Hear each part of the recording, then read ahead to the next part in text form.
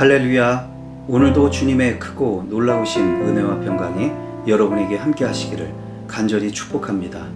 8월 27일 수요일, 오늘 우리에게 주시는 하나님의 말씀은 창세기 38장 1절로 15절입니다. 그 무렵에 유다는 형제들에게서 떨어져 나가 히라라고 하는 아둘람 사람이 있는 곳으로 가서 그와 함께 살았다. 유다는 거기에서 가나안 사람 수아라고 하는 사람의 딸을 만나서 결혼하고 아내와 동침하였다. 그가 임신하여 아들을 낳으니 유다가 그 아들 이름을 에르라고 하였다. 그가 또 임신하여 아들을 낳았다. 이번에는 아이의 어머니가 그 아들 이름을 오난이라고 하였다. 그가 또다시 아들을 낳고 이름을 셀라라고 하였다. 그가 셀라를 낳은 곳은 거십이다. 유다가 자기 맏아들 에르를 결혼시켰는데 그 아내의 이름은 다말이다.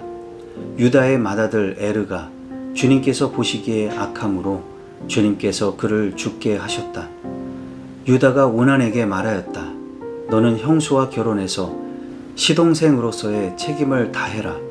너는 내 형의 이름을 이어 아들을 낳아야 한다. 그러나 오난은 아들을 낳아도 그가 자기 아들이 안 되는 것을 알고 있었으므로 형수와 동침할 때마다 형의 이름을 이을 아들을 낳지 않으려고 정액을 땅바닥에 쏟아 버리곤 하였다. 그가 이렇게 한 것이 주님께서 보시기에 악하였다. 그래서 주님께서는 오난도 죽게 하셨다.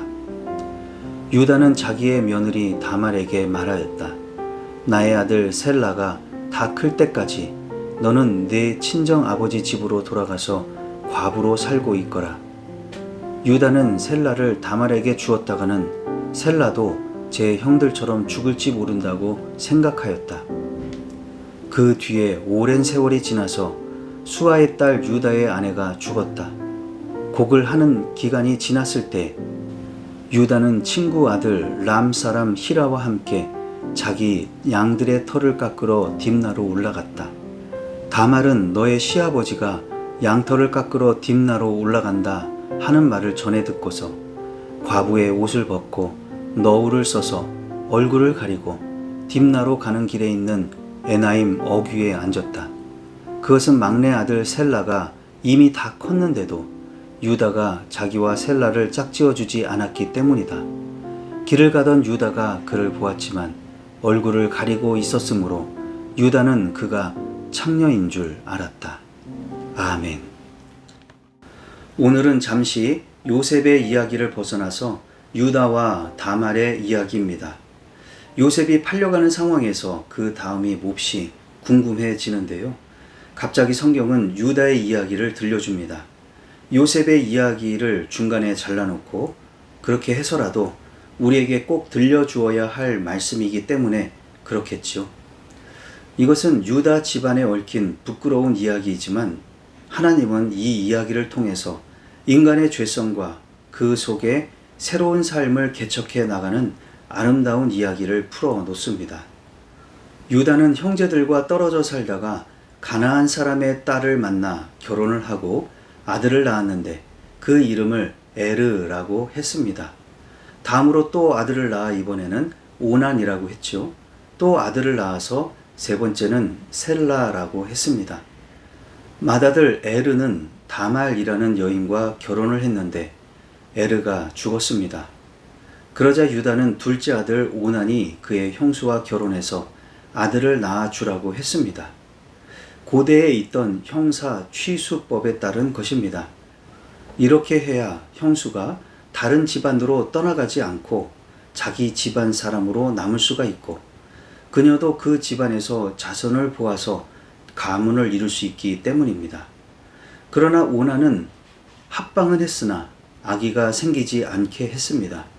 그렇게 해서 아기가 생기면 죽은 맏형을 대신해서 그 아기에게 장자권과 재산이 넘어갈 것이라고 생각했던 것입니다.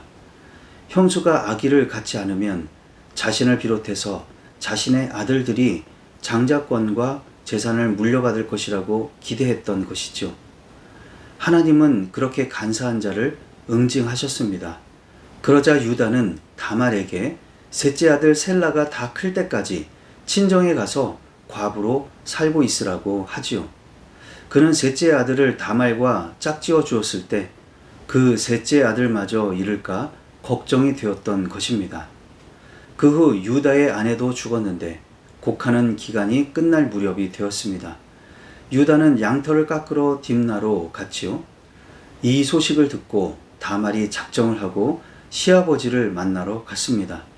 그녀는 과부의 옷을 벗고 얼굴을 가린 채 시아버지 유다가 지나는 길에 앉았습니다. 유다는 그녀를 보고 그가 창녀인 줄 알았던 것이죠. 자, 그럼 오늘 주신 말씀을 붙들고 우리는 어떻게 살아야 할까요? 오늘은 한 가지만 말씀을 드리겠습니다. 지금 유다는 무엇을 잘못하고 있습니까? 이 이야기는 기구한 운명을 가진 한 여인에 관한 것입니다. 그녀는 유다의 첫째 아들 에르와 결혼을 했지요. 에르는 후손을 보지 못하고 안타깝게 일찍 죽었는데 성경은 그 죽음이 에르 그 자신이 악하였기 때문에 일찍 죽게 되었다고 했습니다. 그 후에 둘째 아들 오난이 형수인 다말을 책임져야 했지만 그도 역시 그 자신의 죄 때문에 죽임을 당했습니다. 그 후에 유다는 셋째 아들 셀라를 다말과 짝지어주지 않았는데요. 성경은 그 이유를 이렇게 기록했습니다. 유다는 셀라를 다말에게 주었다가는 셀라도 제 형들처럼 죽을지 모른다고 생각하였다. 여기에 사람이 가지고 있는 추악한 마음과 주홍 글씨가 드러나고 있습니다. 우리나라에도 비슷한 말이 있죠. 집안에 여자를 잘못 들여서 또는 암탉이 울면 집안이 망한다는 말도 있습니다. 정말 기가 막힌 말인데요. 사실 여자와 아무 상관이 없는 것인데 뭔가 조금 안 좋은 일이 있으면 그걸 다 시집온 여자한테 뒤집어 씌우는 것이죠. 과거에 대부분 유교나 불교인들이었던 우리나라 사람들은 기독교로 개종할 때도 그런 프레임을 씌웠습니다. 예를 들어 집안에 한 명이 기독교로 개종을 했거나 기독교인 며느리가 들어왔습니다. 그런데 얼마 안 있다가 팔이 부러지거나 우환이 겹치게 된다면 이게 다 기독교가 들어와서 조상신이 노하신 것이라고 했던 것이지요. 지금 유다는 그런 프레임을 가지고 다말을 억압했던 것입니다. 게다가 유다는 일이 이렇게 되었으니 다말을 데리고 있으면서 부양을 했어야 하는데 재혼도 하지 못하게 막아놓고 친정으로 쫓아내 버렸습니다. 아니나 다를까 오랜 세월이 흘러 셀라가 다 컸을 텐데도 유다는 다말을 다시 부르지 않았습니다. 그 내막을 조금만 살펴보면 참으로 완악한 시아버지입니다. 그리고 그 시아버지에 의해 주홍 글씨가 새겨진 너무도 가엾은 며느리입니다. 그렇게 하고서 유다는 아내가 죽은 뒤 애도하는 기간이 끝나자마자 양털을 깎으러 딥나로 올라갔지요. 그것은 곧 남자들이 유흥을 즐기러 간다는 의미를 포함하는 것입니다. 그것은 그때를 기회로 삼아 다말이 너울을 쓰고 창녀 복장을 한 뒤에 길가에서 유다를 기다리고 있었던 것을 보면 알 수 있습니다. 유다는 첫째, 집안의 우환을 여자의 탓으로 돌리고 있습니다. 둘째, 책임져야 할 여자를 책임지지 않았습니다. 셋째, 여자가 살 길을 터주지도 않았습니다. 문제의 원인을 제대로 보지 못하고 뭐든지 남의 탓을 하며 남에게 죄를 덮어 씌우는 죄. 내가 책임져야 할 사람들을 책임지지 않고 내버려 두는 죄. 그리고 충분히 할 수 있는데도 그 사람이 살 수 있도록 길을 터주지 않고 오히려 막아서고 있는 죄. 이것이 유다가 가지고 있었던 죄의 속성이고 우리도 별반 다르지 않는 죄의 연결고리입니다.